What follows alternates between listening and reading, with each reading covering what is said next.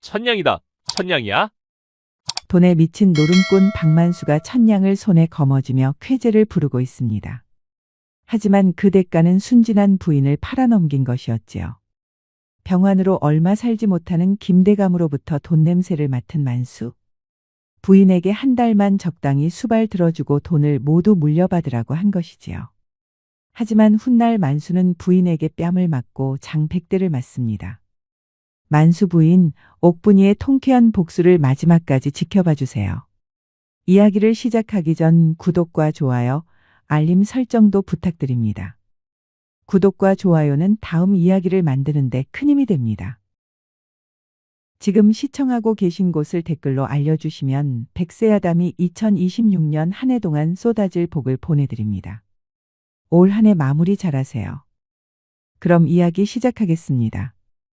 마을 어귀에 자리 잡은 낡은 주막 뒷방, 희미한 호롱불 아래 두 사내가 마주 앉아 있습니다. 한쪽은 얼굴에 기름기가 번들거리는 박만수여, 다른 한쪽은 갓을 눌러쓴 김대감 대 카인이었지요. 만수의 눈동자가 호롱불 심지처럼 일렁거렸습니다. 그의 앞에는 묵직한 엽전 꾸러미가 놓여 있었는데 그 액수가 무려 1000냥이었지요. 이복의 박씨, 다시 한번 묻내만 정말 괜찮겠나? 이 돈을 받는 순간 자네 처는 우리 대감마님 사람이 되는 거야. 돈을 건넨 하인이 만수를 경멸 어린 눈초리로 바라보며 물었습니다. 하지만 만수는 안중에도 없었지요. 엽전 꾸러미를 움켜쥐는 손끝이 파르르 떨리고 있었습니다. 아이고, 나리. 몇 번을 말씀하십니까? 대감마님께서 길어야 한두 달이라고 들었습니다.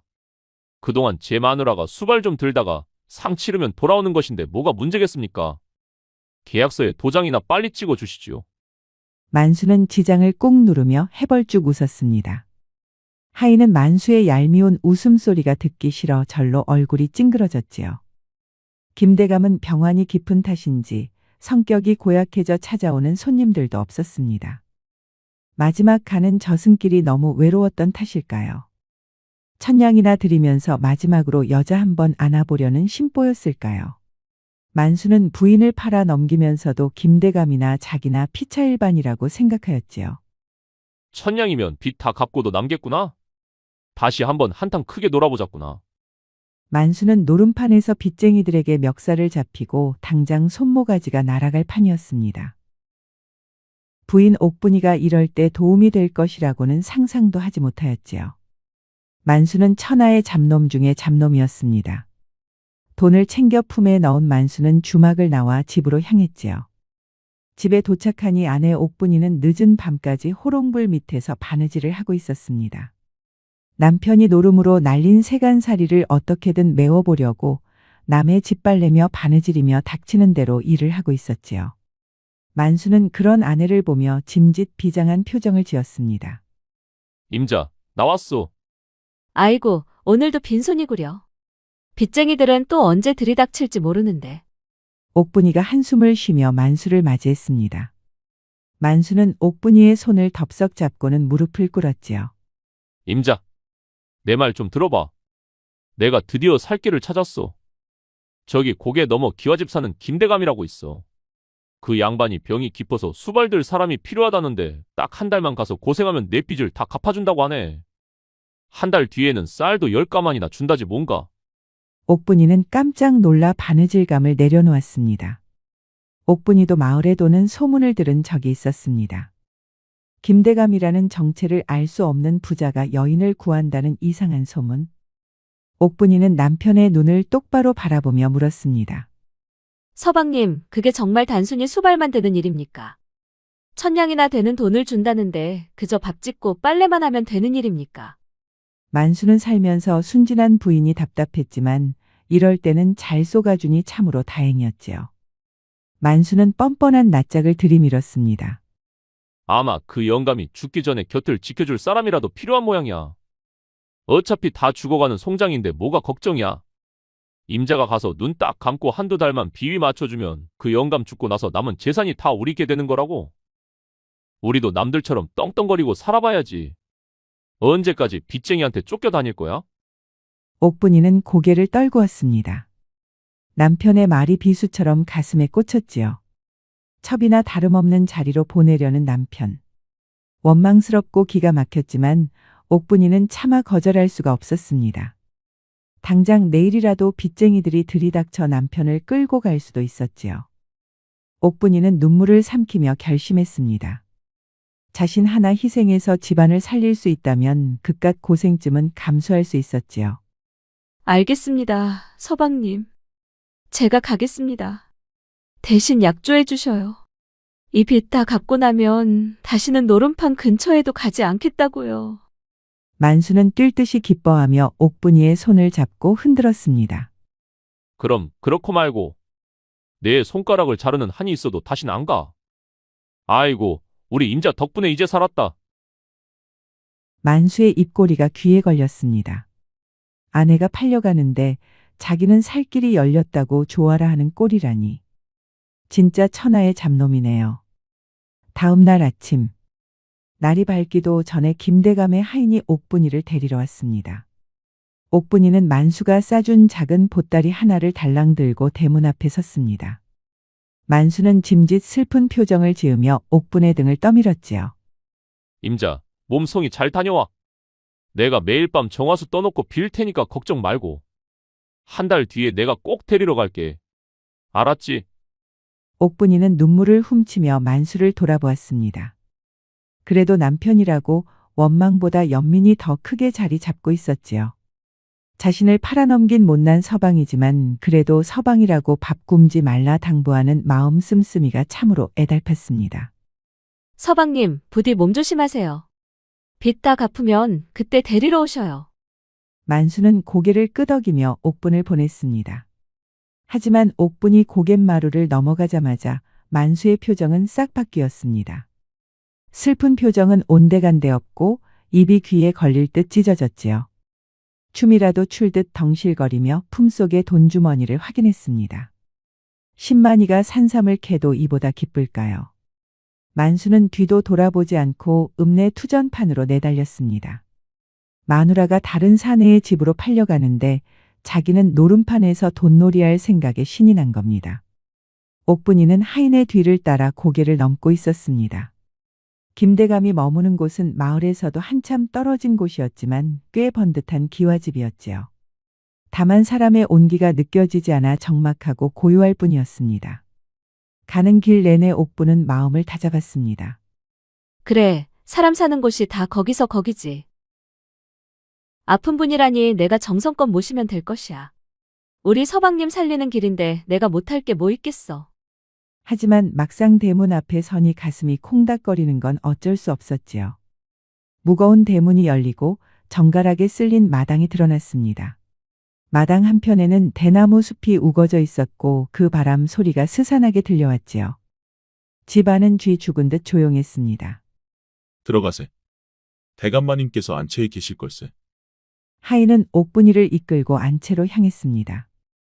대돌 위에는 주인의 것으로 보이는 하얀 고무신 한 켤레가 가지런히 놓여 있었습니다. 옥분이는 신발을 벗고 마루로 올라섰습니다. 마루 바닥은 먼지 하나 없이 깨끗했지만 어딘가 모르게 차가운 기운이 감돌았지요. 어르신, 분부대로 데려왔습니다. 하인이 방문 밖에서 조심스럽게 아뢰었습니다. 안에서는 잠시 정적이 흘렀지요. 그리고 이내 낮지만 서슬퍼런 목소리가 흘러나왔습니다. 드리라 해라. 옥분이는 침을 꿀꺽 삼키고 방문을 열었습니다. 방 안은 의외로 밝고 정갈했지요. 창호지 문으로 햇살이 은은하게 비쳐들었고 묵향이 은은하게 배어 있었습니다. 그리고 그 방 한가운데 김대감이 앉아 책을 읽고 있었습니다. 옥분이는 조심스럽게 방 안으로 들어서서 큰절을 올렸습니다. 옥분이라 합니다. 김대감은 책장을 넘기던 손을 멈추고 고개를 천천히 돌렸습니다. 옥분이는 조심스레 고개를 들어 김대감의 얼굴을 보았습니다. 괴물같이 흉측한 얼굴이라는 소문도 있었으나 깐깐하고 꼬장꼬장해 보이는 선비의 얼굴이었습니다. 하지만 병색이 완연하여 얼굴은 창백하다 못해 투명해 보였고 눈 밑은 퀭하니 꺼져 있었지요. 김대감은 옥분을 위아래로 훑어보더니 코웃음을 쳤습니다. 천냥이라 하였느냐? 목숨값이 고작 천냥이라니 세상 인심 참 박하구나. 김대감의 목소리에는 가시가 돋쳐 있었습니다. 옥분이는 당황하여 무슨 말을 해야 할지 몰랐지요. 그저 고개만 푹 숙이고 있을 뿐이었습니다. 내 분명히 말해두마. 나는 내 몸에 손대는 것을 아주 싫어한다. 밥상을 드릴 때 외에는 이 방문 턱을 넘지 마라. 그리고 내 눈에 띄지 않게 쥐 죽은 듯 지내거라. 쓸데없이 수발든답시고 얼쩡거리지 말란 말이다. 김대감은 다시 책으로 시선을 돌려버렸습니다. 옥분이는 마치 벌레 취급받는 것 같아 서러움이 북받쳐 올랐지요. 하지만 옥분이는 입술을 꽉 깨물었습니다. 아무리 까칠한 양반이라도 진심으로 대하면 언젠가는 알아주겠지 하는 순진한 믿음이 있었지요. 알겠습니다, 대감마님. 분부대로 하겠습니다. 하오나 식사는 제때 하셔야 기운을 차리실 테니 끼니 때마다 밥상은 올리겠습니다. 옥분이는 조용히 물러나 부엌으로 향했습니다. 부엌은 오랫동안 쓰지 않은 듯 먼지가 쌓여 있었지만 쌀독에는 쌀이 가득했고 찬장에는 귀한 식재료들이 채워져 있었지요. 옥분이는 소매를 걷어붙이고 부엌을 치우기 시작했습니다. 그날 밤 김대감은 책을 덮고 창밖을 바라보고 있었습니다. 누구 하나 찾아오는 손님도 없으니 홀로 병마와 싸우는 처지가 처량하기 그지없었지요. 돈을 보고 달려드는 벼슬아치들은 생각만 해도 치가 떨렸습니다. 저 여인도 다를 바 없겠지. 돈 몇 푼에 팔려와 내 죽기만을 기다리는 승냥이 같은 것들 같으니. 김대감은 쓴웃음을 지으며 가슴을 부여잡았습니다. 병화는 점점 깊어졌으나 누구에게도 약한 모습을 보이고 싶지 않았습니다. 그때 옥분이가 정성스럽게 차린 저녁상을 들고 안채로 갔습니다. 갓 지은 쌀밥에서 김이 모락모락 피어오르고 된장찌개 구수한 냄새가 진동했지요. 옥분이는 문 앞에서 헛기침을 하고 조심스럽게 아뢰었습니다. 대감마님, 저녁상 올립니다. 안에서는 아무 대답이 없자 옥분이는 잠시 망설이다가 문을 살짝 열었지요. 김대감은 창백한 얼굴로 방구석에 웅크리고 누워 있었습니다. 식은땀을 흘리며 끙끙 앓는 소리가 새어나왔지요. 대감마님, 어디 편찮으십니까? 옥분이가 놀라 다가가려 하자 김대감이 벌떡 일어나 소리쳤습니다. 오지 마라. 내 몸에 손대지 말라고 했다. 밥상이나 놓고 썩거지거라. 김대감이 손을 휘젓는 바람에 밥상 위에 있던 물그릇이 엎어졌습니다. 물이 옥분이의 치맛자락을 적셨지만 옥분이는 아랑곳하지 않았지요. 옥분이는 김대감의 호통에도 물러서지 않았습니다. 그리고 단호한 목소리로 말했지요. 대감마님, 냄새가 납니다. 상처가 덧나신 것 같습니다. 보여주십시오. 제가 봐야 약을 쓰든 닦아내든 할 것 아닙니까? 네 년이 미쳤구나. 내 몸에서 나는 이 악취가 역겹지도 않느냐? 짐승도 피하는 냄새를 맡고도 그 자리에 서 있겠다는 말이냐? 옥분이는 조용히 엎질러진 물그릇을 바로 세우며 대답했습니다. 사람 몸에서 나는 냄새가 다 거기서 거기지요. 제 아버지도 돌아가시기 전에 이런 냄새가 났습니다. 역겹지 않습니다. 그저 아프실까 걱정될 뿐입니다. 그 말에 김대감은 할 말을 잃었습니다. 지금껏 그 누구도 심지어 제 자식들조차 이 냄새를 맡으면 코를 막고 도망치기 바빴습니다. 김대감의 눈동자가 흔들렸습니다. 얼어붙었던 마음에 실금 같은 균열이 생기는 순간이었지요. 옥분이는 김대감이 주춤하는 틈을 타서 이불을 들추었습니다. 등과 엉덩이에 시퍼렇게 독이 오르고 욕창이 생겨 진물이 흐르고 있었습니다. 보는 것만으로도 고통이 느껴질 정도였지요. 옥분이는 주저하지 않고 정성껏 상처를 닦아냈습니다. 아프시더라도 조금만 참으셔요. 약재를 발라서 소독해야 합니다. 김대감은 눈을 질끈 감았습니다. 차가운 수건이 상처에 닿을 때마다 비명이 터져 나올 것 같았지만 이를 악물고 참았지요. 이상하게도 옥분이의 손길은 따뜻했습니다. 그 온기가 끔찍한 고통을 조금씩 덮어주는 듯했지요. 그날 밤 김대감의 방에서는 옥분이의 그림자가 호롱불에 길게 드리워졌습니다. 비정한 남편에게 팔려온 여인과 세상에 버림받은 사내의 기묘한 동거가 그렇게 시작되고 있었지요. 다음 날 아침. 산중의 아침 공기는 찼지만 부엌에서는 모처럼 하얀 김이 피어오르고 있었습니다. 옥분이는 새벽같이 일어나 아궁이에 불을 지피고 밥을 지었지요. 찬장에 있는 말린 나무를 불려 묻히고 쌀독을 뒤져 뽀얀 쌀밥을 고봉으로 담았습니다. 서방 만수에게는 억척스러운 마누라였지만 본래 옥분이는 손끝이 야무지기로 소문난 여인이었습니다. 대감마님, 아침 진지 올립니다. 옥분이는 조심스럽게 방문을 열고 소반을 들였습니다. 김대감은 밤새 한숨도 못 잤는지 퀭한 눈으로 벽을 보고 누워 있었지요. 옥분이가 밥상을 내려놓자 김대감은 힘겹게 몸을 일으켜 앉았습니다. 하지만 숟가락을 들 생각은 않고 밥상을 노려보기만 하는 것이었습니다. 드십시오. 입맛이 없으셔도 곡기를 채워야 약발도 받습니다. 옥분이의 권유에도 김대감은 코웃음을 쳤습니다. 그의 눈초리가 매섭게 빛났지요. 이 밥에 무엇을 넣었느냐? 예? 무엇을 넣다니요? 쌀하고 물 말고 무엇을 넣겠습니까? 시침이 떼지 마라. 누가 보냈더냐? 내 목숨줄을 끊으라고 사주한 놈이 따로 있느냐? 천냥이나 받고 팔려온 주제에 내 목숨 하나 끊는 게 뭐 그리 어렵겠느냐? 옥분이는 기가 막히고 서러웠으나 숟가락을 집어들고 쌀밥을 퍼서 입으로 가져갔습니다. 대감마님, 저는 무식해서 대감마님이 무슨 말씀을 하는지 모르겠습니다. 사람 목숨 귀한 줄은 알아도 남 해코지하는 법은 배우지 못했습니다. 정 못 믿으시겠으면 제가 먼저 먹겠습니다. 옥분이는 보란듯이 밥을 입에 넣고 우물우물 씹어 삼켰습니다. 된장찌개도 한 숟가락 크게 떠먹고 나물 반찬도 집어 먹었지요. 사실 옥분이도 어제 저녁부터 굶어서 배가 고팠지요. 옥분이가 어찌나 맛있게 먹는지 보고 있던 김대감의 목을 대가 저절로 꿀렁거렸습니다. 보십시오. 멀쩡하지 않습니까? 제가 먼저 먹었으니 이제 안심하고 드십시오. 죽어도 제가 먼저 죽을 테니 걱정 마십시오. 옥분이는 밥그릇을 김대감 앞으로 밀어놓았습니다. 김대감은 멍하니 옥분이를 쳐다보았지요. 배고픔을 참지 못해 밥을 삼키는 그저 살고자 하는 사람의 생기 넘치는 눈빛이었습니다.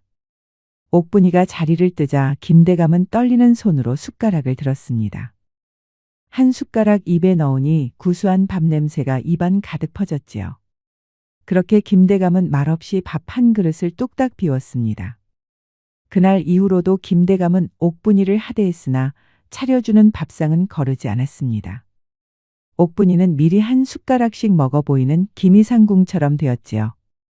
그러던 어느 날 김대감의 욕창은 옥분이의 지극정성 덕분에 조금씩 차도를 보이고 있었으나 고질적인 기침은 멈출 줄을 몰랐습니다. 옥분이는 부엌에 쭈그리고 앉아 기침 소리를 들으며 마음을 졸였습니다. 저러다 숨 넘어가시겠네? 약재상에서 지어온 약으로는 효험이 없는 게 분명해. 옥분이는 어릴 적 동네 노인들에게 들었던 이야기를 떠올렸습니다. 깊은 산속 그늘진 곳에 자라는 곰보배추가 있는데 기침과 천식에 기가 막히게 좋다는 이야기였지요. 문제는 그 약초를 구하려면 험한 산을 타야 했습니다. 옥분이는 당장이라도 숨이 끊어질 듯 괴로워하는 김대감을 두고 볼 수만은 없었습니다. 그리하여 옥분이는 김대감이 깨기 전에 조용히 집을 나섰습니다. 망태기 하나 둘러매고 뒷산으로 향했지요. 산세가 험하기로 유명한 곳이라 마을 사람들도 잘 가지 않는 곳이었습니다. 가시덤불을 헤치고 미끄러운 바위를 타며 옥분이는 산속을 헤맸습니다. 잠에서 깬 김대감은 집안이 조용하자 덜컥 겁이 났습니다. 여봐라. 밖에 아무도 없느냐? 늘 부엌에서 일을 하던 옥분이가 없는 것이었습니다. 도망갔구나. 결국 그년도 못 견디고 도망을 갔어. 천냥이나 받고 팔려왔으니 돈은 챙겼겠다. 굳이 이 병든 늙은이 수발을 들 이유가 없었겠지. 김대감은 배신감에 치를 떨었습니다. 어제까지만 해도 따뜻한 밥을 지어 먹여주던 그 손길이 다 가식이었다고 생각하니 피가 거꾸로 솟는 것 같았습니다. 그래, 다 똑같은 것들이지. 잠시나마 사람을 믿으려 했던 내가 미친놈이었어. 김대감은 방문을 걸어 잠그고 이불을 뒤집었었습니다. 그렇게 해가 중천에 뜨고 다시 뉘엿뉘엿 찔 때까지 옥분이는 돌아오지 않았습니다. 어둑어둑해질 무렵 대문 밖에서 인기척이 들리더니 쿵 하는 소리가 났습니다. 김대감은 짐승이라도 집에 들어왔나 하고 조심스럽게 방문을 열었지요. 그런데 마당에 옥분이가 쓰러져 있는 것이 아니겠어요. 김대감은 무엇보다 치맛바락이 붉게 물들어 있는 것을 보고 깜짝 놀랐습니다. 꼴이 그게 무엇이냐? 도망간 줄 알았더니 어디 가서 그따위 꼴을 하고 온 게야. 김대감의 호통에 옥분이는 털썩 주저앉으며 망태기를 내밀었습니다. 흑투성이가 된 얼굴로 옥분이가 미소를 짓는 것이었습니다. 도망이라니요, 대감마님. 갈 데도 없는 제가 어딜 가겠습니까?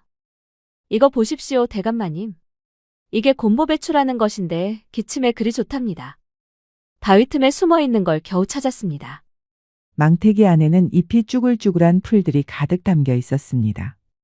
저거 하나 캐겠다고 험한 산을 하루 종일 헤매고 다닌 것이지요. 이 미련한 여편네야. 누가 너더러 이런 짓을 하라고 했느냐? 고작 풀조가리 몇 개 캐자고 네 몸을 이 지경으로 만들어. 내가 언제 약초 캐오라고 시키더냐? 김대감은 버럭 소리를 질렀습니다.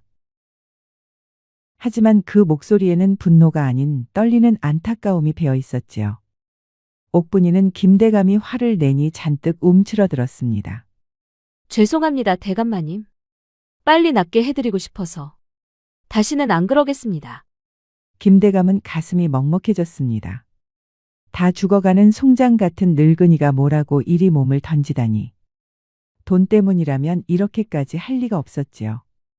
김대감은 대문 밖을 향해 고래고래 고함을 쳤습니다. 여봐라. 당장 가서 의원을 불러오너라. 무엇을 하고 있느냐? 여기 사람이 다 죽어가고 있단 말이다. 김대감의 서슬퍼런 고함 소리에 사랑채에서 졸고 있던 하인이 혼비백산하여 뛰어왔습니다. 김대감은 절룩거리는 옥분을 부축하여 마루에 앉혔지요. 자신의 하얀 무명 저고리 소매로 옥분의 피 묻은 다리를 꾹 눌러 지혈하는 것이었습니다. 가만히 있어라. 의원이 올 때까지 움직이지 말거라. 어찌 이렇게 미련하단 말이냐? 김대감은 투덜거렸지만 옥분이의 다리를 감싼 손은 가늘게 떨리고 있었습니다. 옥분이는 그런 김대감의 정수리를 내려다보며 묘한 기분을 느꼈지요. 항상 쏘아붙이고 밀어내기만 하던 양반이 상처를 치료하며 걱정을 하는 것이었지요. 옥분이의 가슴 한구석이 따뜻해져 왔습니다. 잠시 후 하인이 읍내 의원을 데리고 왔습니다. 의원은 김대감의 눈치를 살피며 옥분이의 다리를 치료했지요. 살살 좀 하시오. 사람 잡겠소. 흉지지 않게 잘 좀 하시오. 치료가 끝나고 옥분이가 방으로 들어가려 하자 김대감이 헛기침을 하며 불렀습니다. 거기 서거라. 내 다리가 아파서 그러니 오늘 밤은 사랑방에서 자거라. 밤에 물이라도 마시고 싶으면 불러야 하니까. 김대감은 괜한 핑계를 댔지만 귀가 빨개져 있었습니다. 다친 다리로 차가운 부엌방에서 재우기가 안쓰러웠던 것이지요. 옥분이는 알 듯 말 듯한 미소를 지었습니다. 알겠습니다, 대감마님. 그날 밤 옥분이는 모처럼 따뜻한 사랑방에서 잠을 잘 수 있었지요. 두 사람 사이에 보이지 않는 벽이 허물어지는 소리가 들리는 듯했습니다. 김대감은 옥분이가 캐온 약초 냄새를 맡으며 생각했습니다. 저런 여인과 함께라면 나도 다시 살 수 있지 않을까. 다시 한번 살아보고 싶어지는구나. 죽음만을 기다리던 김대감의 삶에 옥분이라는 생명의 불씨가 옮겨붙은 것이지요. 어느덧 계절은 속절없이 흘러 김대감 댁 마당에도 짙은 녹음이 우거졌습니다. 산중의 시간은 더디게 가는 듯하나 사람의 마음이 흐르는 속도는 걷잡을 수 없는 법이지요. 죽음의 문턱에서 옥분이라는 생명줄을 잡은 김대감. 그리고 그런 김대감을 지극정성으로 살려낸 옥분. 두 사람의 기묘한 동거는 이제 서로 없어서는 안 될 애틋함으로 변해가고 있었습니다. 그렇게 두 사람의 정이 깊어질 무렵 하늘에 구멍이라도 뚫린 듯 억수 같은 장대비가 쏟아졌습니다. 천둥 소리가 산천을 울리고 번개가 번쩍일 때마다 낡은 기와집이 위태롭게 흔들렸지요. 밤새 내린 비로 마당은 물바다가 되었고 뒷산에서 흘러내린 토사가 담벼락을 위협하고 있었습니다. 대감마님. 비가 너무 많이 옵니다. 이쪽으로 피하셔야겠습니다. 옥분이가 사색이 되어 안방 문을 열었습니다. 방안 곳곳에서도 빗물이 새어들어와 대야를 받쳐놓은 지 오래였지요. 그런데 김대감의 모습이 보이지 않았습니다. 대감마님? 대감마님. 옥분이는 빗속으로 뛰쳐나갔습니다. 그때 사랑채 쪽에서 희미한 불빛과 함께 다급한 고함 소리가 들려왔습니다. 안 된다. 이것들만은 절대 안 돼. 사랑채는 김대감이 평소 서책을 보관하던 서재 겸 창고였습니다. 옥분이가 달려가 보니 지붕 한쪽이 무너져 내리는 바람에 빗물이 서재 안으로 들이닥치고 있었습니다. 김대감은 그 아픈 몸으로 비틀거리며 책장 앞을 막아서고 있었지요. 비에 젖은 책들이 퉁퉁 불어터지고 먹물이 번져 검은 눈물을 흘리고 있었습니다. 이것들이 어떤 것들인데 내 평생의 피와 땀이 서린 것들이란 말이다. 김대감은 빗물에 젖는 책들을 옷자락으로 감싸 안으며 절규했습니다. 단순한 종이 뭉치가 아니었을까요? 책들은 김대감에게 영혼과도 같아 보였지요. 하지만 야속한 비는 멈출 줄 모르고 무너진 천장에서는 흙탕물이 계속 쏟아지고 있었습니다. 김대감 혼자 힘으로는 역부족이었지요. 비키세요, 대감마님. 옥분이가 소리치며 김대감 앞으로 뛰어들었습니다. 그리고는 자신의 치마를 훌러덩 벗어 책장 위를 덮었지요. 그것으로도 모자라 자신의 온몸으로 책장을 끌어안고 웅크렸지요. 쏟아지는 흙탕물과 기와장을 옥분이가 등판으로 고스란히 받아내고 있었습니다. 너 지금 무슨 짓이냐? 김대감은 깜짝 놀라 옥분이의 어깨를 잡아 끌었습니다. 하지만 옥분이는 요지부동이었습니다. 이 악물고 버티며 소리쳤지요. 대감마님 목숨보다 귀한 거라면서요. 그럼 제가 지켜야죠. 저는 젖어도 되지만 이 종이들은 젖으면 끝장 아닙니까? 이 미련한 사람아. 종이 쪼가리가 중하냐? 네 몸뚱이가 중하냐? 나와라. 당장 나오지 못하겠느냐? 김대감은 화가 나서 옥분을 거칠게 잡아당겼습니다. 그 순간 우르릉 쾅 하는 소리와 함께 천장의 석가래 하나가 옥분이 있던 자리로 무너져 내렸습니다. 그 순간 김대감이 몸을 던져 옥분이를 밀쳐냈습니다. 조금만 늦었어도 옥분이는 크게 다치거나 목숨을 잃을 뻔한 아찔한 순간이었지요. 두 사람은 흠뻑 젖은 채 사랑채에 드러눕고 말았습니다. 거친 숨을 몰아쉬는 두 사람은 자연스럽게 눈이 마주쳤지요. 김대감의 눈은 충격과 공포 그리고 형언할 수 없는 감동으로 젖어 있었지요. 자신의 목숨보다 책을 더 귀하게 여긴다는 말을 기억하고 제 목숨을 걸고 그것을 지키려 했던 여인. 천냥 빚에 팔려온 주제에 이토록 무모하고 순진하게 몸을 바치는 여인. 김대감은 떨리는 손으로 옥분이의 젖은 얼굴을 닦아주었습니다. 다시는 이러지 마라. 내 평생 쓴 글을 다 합쳐도 네 손가락 하나만 못하다. 알겠느냐?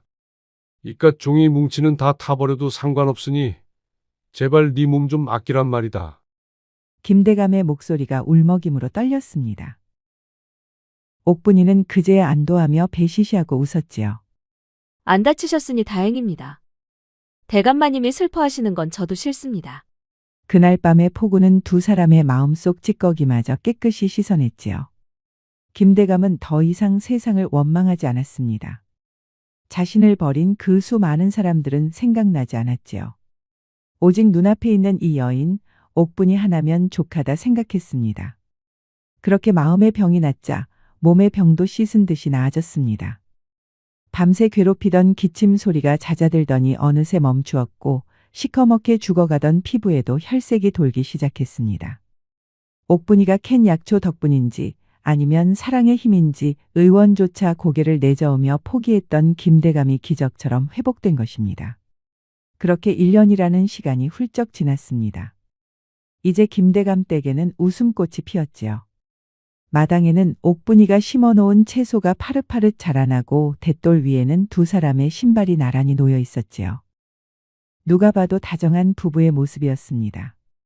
김대감은 이제 옥분이에게 존대를 하며 안사람으로 대우했고 옥분이 역시 김대감을 서방님처럼 받들며 행복한 나날을 보냈습니다. 그러던 어느 날 영락없는 거짓골을 하고 나타난 사내가 나타났으니 바로 옥분이의 서방 박만수였습니다. 천냥. 그깟 돈 천냥이 뭐라고. 노름판에서 개평 몇 번 뜯기니 순식간에 사라지는구먼. 만수는 투덜거리며 침을 뱉었습니다. 1년 전 아내를 팔아넘기고 챙긴 천냥은 이미 도박장 타짜들의 주머니로 들어간 지 오래였지요. 빈털터리가 된 만수는 그제야 김대감이 생각났습니다. 정확히 말하면 김대감의 유산이 탐이 난 것이지요. 1년이나 지났으니 그 송장 같은 영감탱이는 진작에 저승 갔겠지.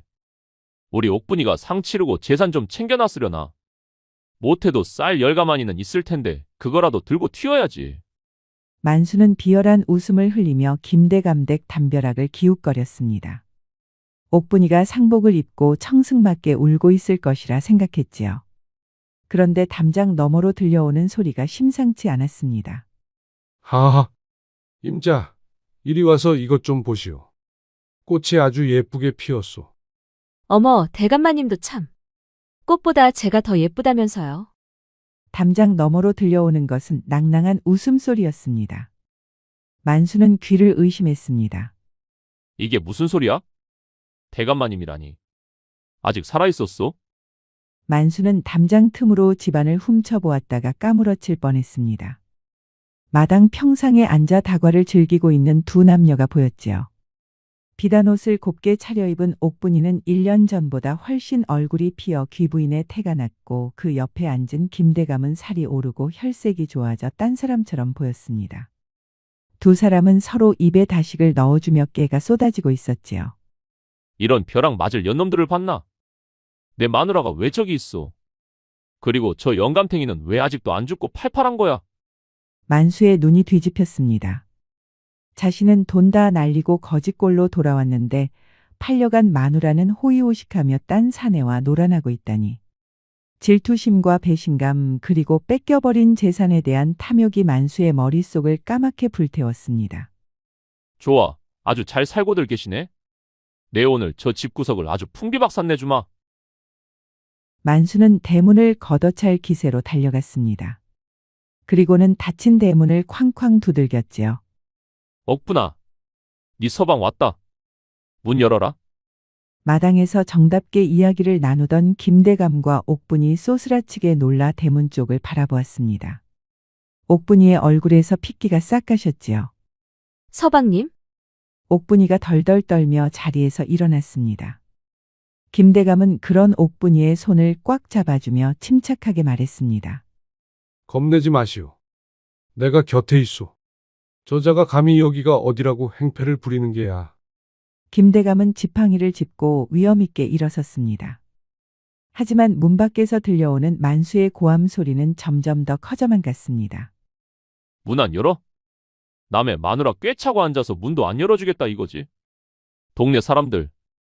이리 좀 와보소. 여기 영감 한 명이 남의 유부녀 꼬셔서 첩질하고 있소. 천하의 몹쓸 놈이 여기 숨어 산단 말이오.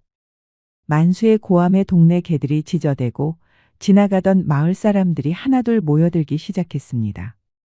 평화롭던 김대감 댁의 검은 먹구름이 다시 드리워지고 있었지요. 그렇게 부서져라 대문을 두드리는 소리가 고요하던 산자락을 뒤흔들었습니다. 문 열어라 옥분아. 네 서방이 왔다. 어디서 남의 마누라를 꿰차고 들어앉아 코빼기도 비치지 않는 게냐. 내 오늘 이 문짝을 다 뜯어내서라도 니년을 찾아가고야 말겠다. 만수의 악에 바친 목소리가 담장을 넘어 마을 어귀까지 쩌렁쩌렁 울려 퍼졌습니다. 그 소리가 어찌나 요란한지 밭을 매던 아낙네들도 논물을 보던 농부들도 하던 일을 멈추고 하나둘씩 김대감 댁 앞으로 모여들었지요. 사람들은 서로 수군대기 시작했습니다. 저거 옥분이 서방 만수 아니야? 1년 만에 코빼기를 비쳤구먼. 지가 팔아먹고 도망갈 땐 언제고 이제 와서 남의 마누라 내놓으라 난리래. 진짜 천하의 잡놈 중에 잡놈일세. 쉿, 조용히 해. 만수 저놈 눈 돌아간 거 안 보여? 괜히 엮였다가 해코지 당할라. 해코지는 무슨. 해코지는 만수 저놈이 하는 거지. 마을 사람들의 호기심 어린 시선이 김대감 댁으로 쏠렸습니다. 만수는 구경꾼이 모여들자 더욱 기세가 등등해졌지요. 마치 비련의 주인공이라도 된 양 바닥에 주저앉아 땅을 치며 통곡까지 하는 것이었습니다. 아이고, 동네 사람들. 내 말 좀 들어보시오. 여기 사는 김대감이란 작자가 돈으로 사람을 매수해서 내 순진한 마누라를 꿰어냈소.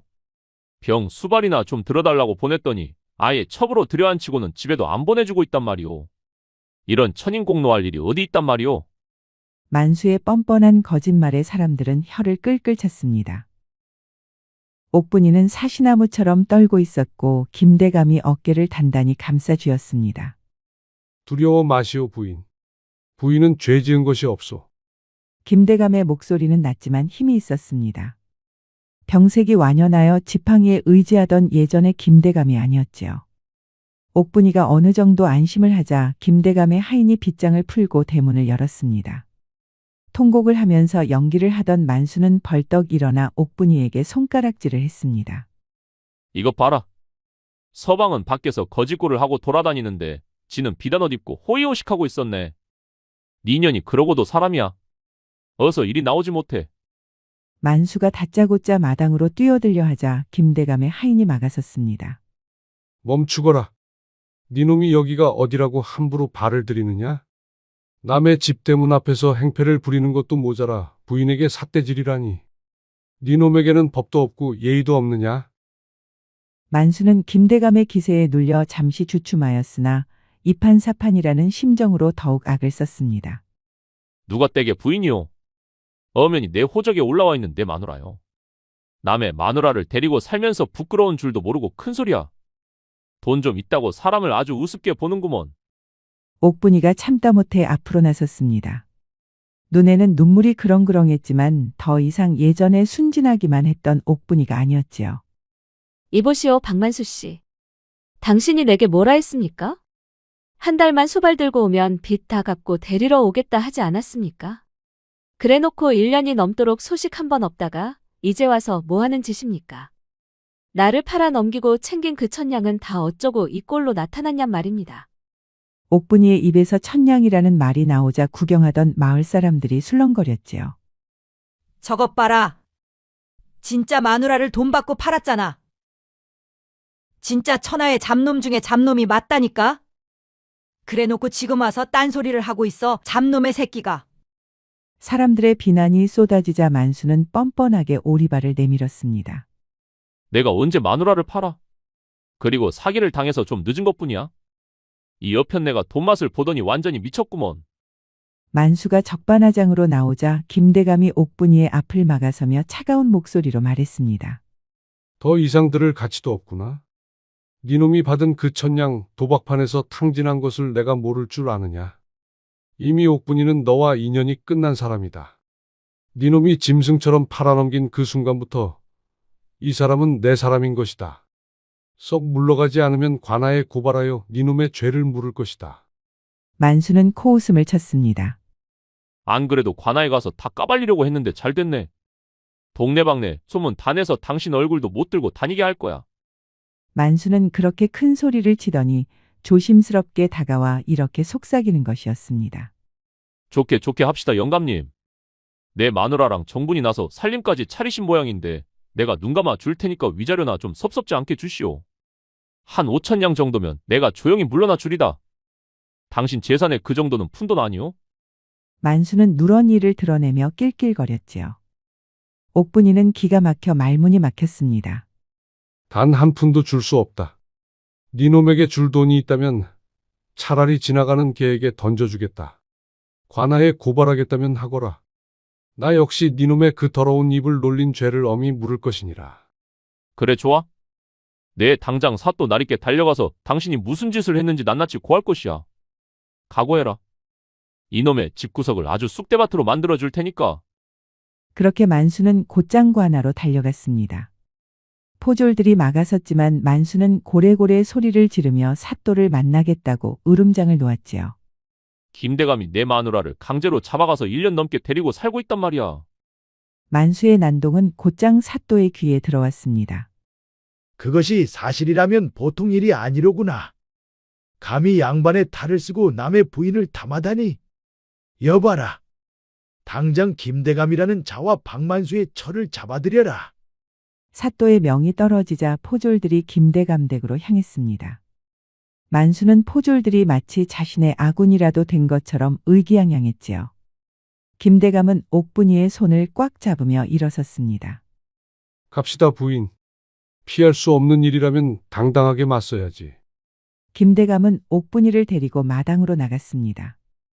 들이닥친 포졸들 뒤로 비열하게 웃는 만수가 서 있었지요. 저 두 연놈들을 당장 묶으시오. 그렇게 김대감과 옥분이는 꼼짝없이 포졸들에게 끌려가는 신세가 되었습니다. 죄의 유무도 가리지 않았다. 다짜고짜 오라를 들이밀지 말거라. 포졸들은 잠시 주춤하더니 김대감과 옥분이를 호위하듯 걸어가기 시작했습니다. 그렇게 고을 관아에 도착한 옥분이와 김대감. 그리고 의기양양한 만수가 사또 앞에 섰지요. 내 이놈들, 고개를 들라. 사또가 쩌렁쩌렁하게 호통을 치자 관아 마당이 찬물을 끼얹은 듯 조용해졌습니다. 네 죄를 네가 알렸다. 남의 부인을 꿰어내어 첩으로 삼고 지아비의 탄원조차 무시하고 내쫓았다지. 이는 강상죄에 해당하는 중죄이니라. 김대감이 고개를 꼿꼿이 들고 대답했습니다. 사또, 이는 뭐함이오? 저기 있는 박만수라는 자가 도박 빚을 갚기 위해 아내를 판 것이오. 천냥이라는 거금을 받고 각서까지 썼거늘 어찌 이제 와서 난리란 말이오?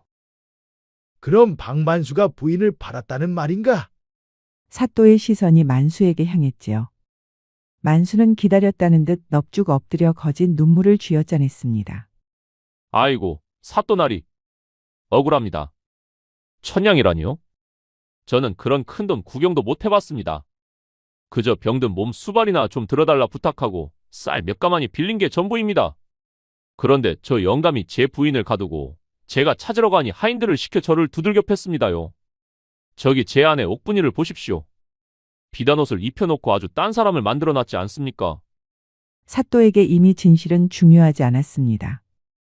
돈 많은 김대감에게 돈을 뜯어내기 위한 딱 좋은 구실이라는 게 중요했지요. 들어보니 만수의 말이 일리가 있구나. 병수발을 들라 보냈더니 비단옷을 입히고 데리고 살았다면 뻔한 거 아니겠느냐. 이건 누가 봐도 흑심을 품은 개지.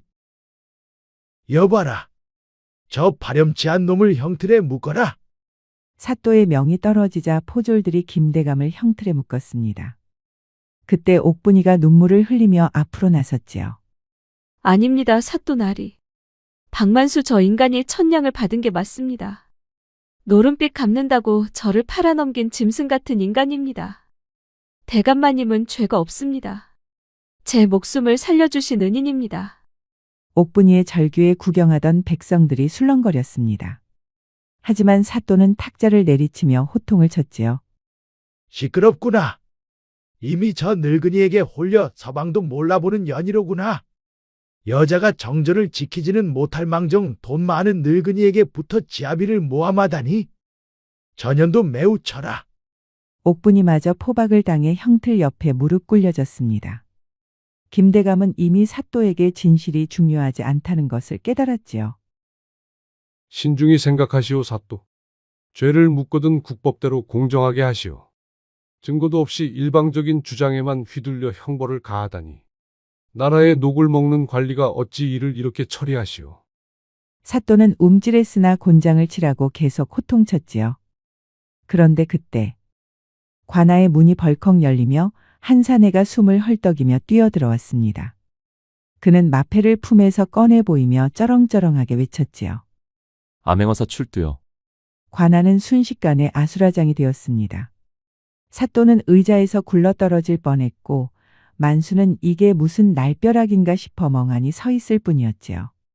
그리고 그 혼란 속에서 형틀에 묶인 김대감만이 조용히 고개를 들어 관아 입구를 응시했습니다. 마침내 올 것이 왔구나.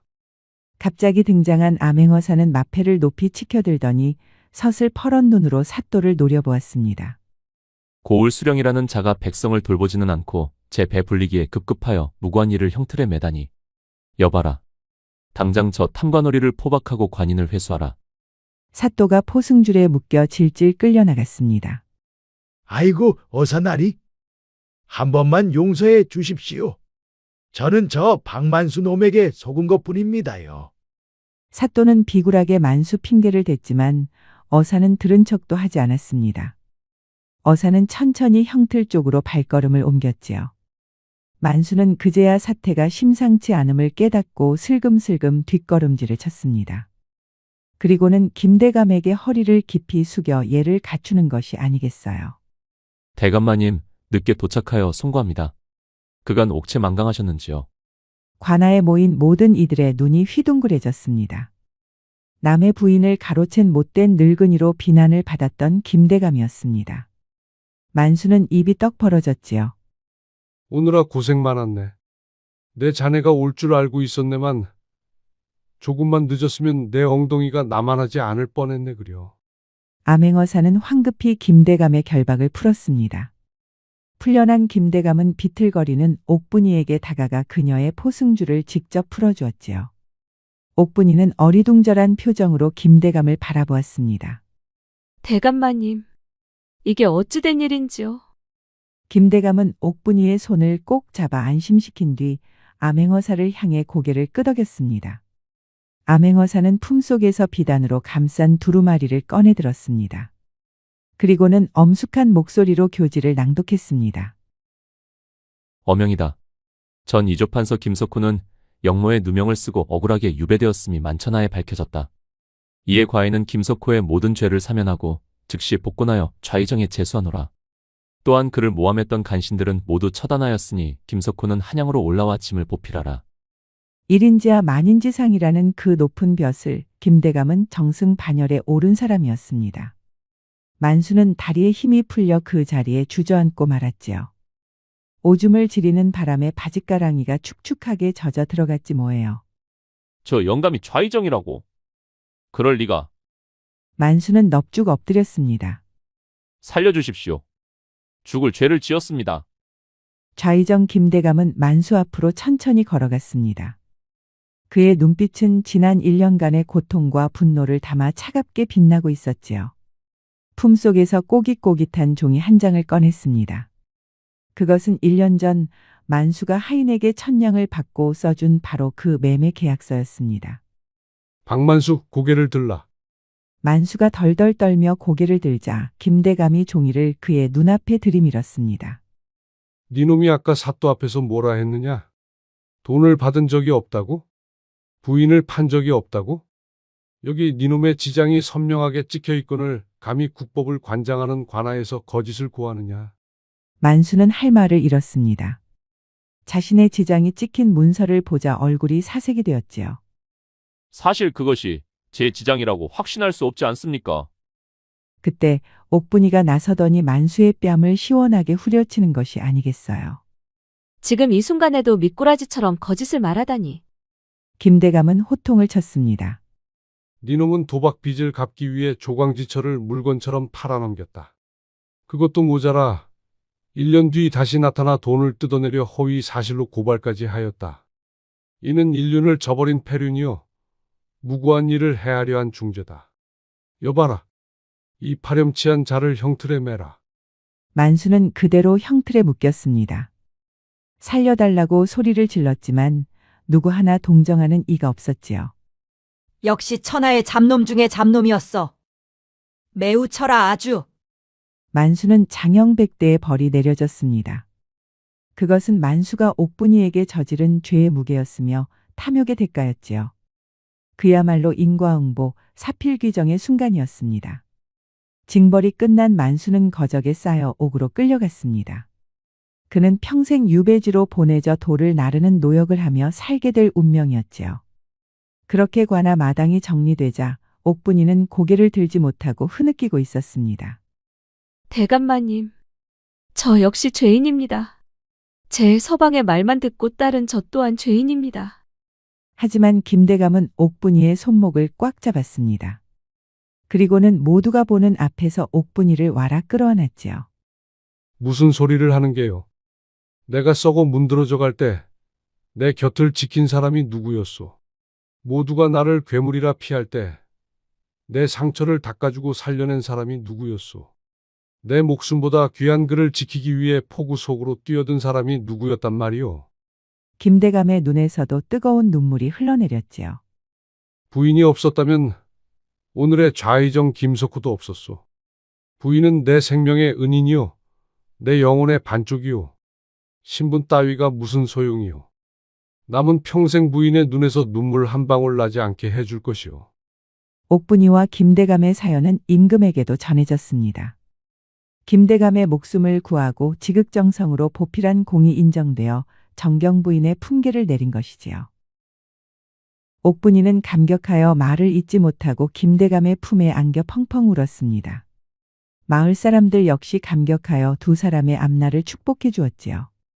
얼마 후 김대감 댁 앞에는 화려한 꽃가마와 한양으로 향하는 행렬이 늘어섰습니다. 김대감은 관복을 갖춰 입고 말 위에 올랐고 옥분이는 고운 비단옷에 화관을 쓰고 가마에 올랐지요. 행렬이 마을을 빠져나갈 때 옥 창살에 매달린 만수가 그 모습을 지켜보고 있었습니다. 그는 피눈물을 흘리며 땅을 치고 후회했지만 이미 때는 한참 늦었지요. 그렇게 김대감과 옥분이는 한양으로 올라가 오래오래 행복하게 살았습니다. 옥분이는 정경 부인이 되어서도 거만해지지 않았고 가난하고 병든 이들을 돌보며 칭송을 받았다고 합니다. 김대감 역시 옥분이의 내조 덕분에 훌륭한 정치를 펼쳐 역사에 길이 남는 명재상이 되었다지요. 천냥의 팔려가 진정한 사랑을 찾은 옥분이의 이야기였습니다. 구독자 여러분들의 가슴 속에 작은 위로와 희망이 되기를 바라며 오늘의 이야기를 마치겠습니다. 지금까지 백세야담을 시청해 주셔서 감사합니다. 구독과 좋아요도 잊지 마시고 꼭 눌러주세요. 애정 어린 댓글도 많이 부탁드립니다. 야담과 옛날 이야기 가득한 백세야담 어떠셨나요? 앞으로도 재밌고 감동적인 이야기가 가득하니 많이 기대해주세요. 기대해주세요. 기대해주세요. 기대해주세요.